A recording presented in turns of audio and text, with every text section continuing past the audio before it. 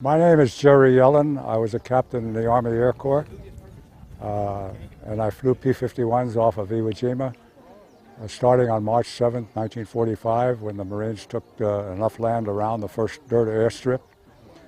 I made 19 flights over Japan, starting on April 7th, 8 hours in a P-51. And I flew the first mission escorting V-29s, and on August 14th, 1945, I flew the very last combat mission of World War II, and my wingman, Phil Schlomberg from Brooklyn, New York, 19 years old, was killed on that day. So he was the last man killed in combat in World War II. I served in World War II. I enlisted as an aviation cadet on February 15, 1942, on my 18th birthday. I was inducted into the service in August of 1942.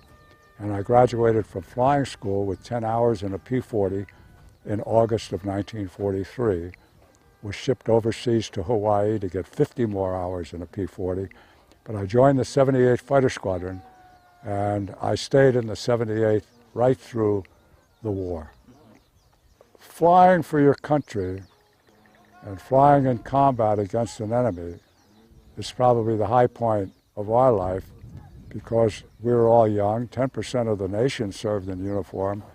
The population of America was 16 million people, 160 million people, and 16 million of us served in the military. 8 million young women became Rosie the Riveters and built the airplanes and the tanks and the boats. And the population of America served the nation as well. So everybody was at war. There was a purity of purpose, which was to eliminate evil.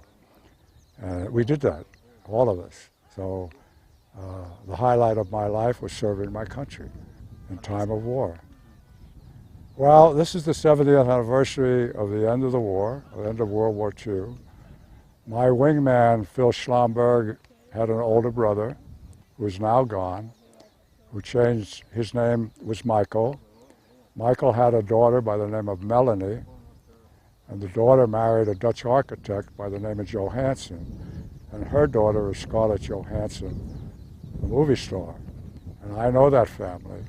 And I'm here to pay tribute and honor to Phil Schlomberg, who was the last man killed off of Iwo Jima for the end of the war.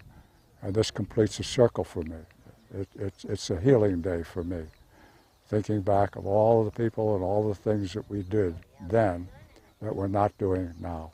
I came in 2010 for the 65th anniversary, but this is the first time, maybe the last time, that I'll be on Iwo Jima. It's a long trip. I'm 91 years old. I don't know how much time I have left, but it's a day of memories for me. Great memories and sad memories. But I have, in 1988, my youngest son married the daughter of a Japanese kamikaze pilot, which took me from hatred to love of family. I have 3 Japanese grandchildren. I'd like their contemporaries to know that my grandchildren's grandparents served their countries with honor, no matter what we learned about the Japanese or what they learned about us, that war is an atrocity, that evil has to be wiped out, and we are not what we believe. We are all human beings, exactly the same. And there's evil in the world today, and we have to fight that evil to make sure that there's freedom for free-loving people in our world. And you guys in the Marines, and Navy, Air Force, are the ones with that responsibility, and I know you fulfill it well. It means that my cycle of life is near its end. That's what it means to me. And I'm here willingly and happily as a last fond memory of this island, where I flew with 16 guys that didn't come back, and I'm representing them here. I'm the only guy who was a pilot, who's on the island now, who was a pilot in World War II. So I'm representing a lot of people, and I hope I'm doing it humbly and doing it correctly, because we're leaving this world rapidly. And soon, years, there'll be nobody left from World War II. My name is Jerry Yellin, and I served in World War II. one of 16 million who served their nation then.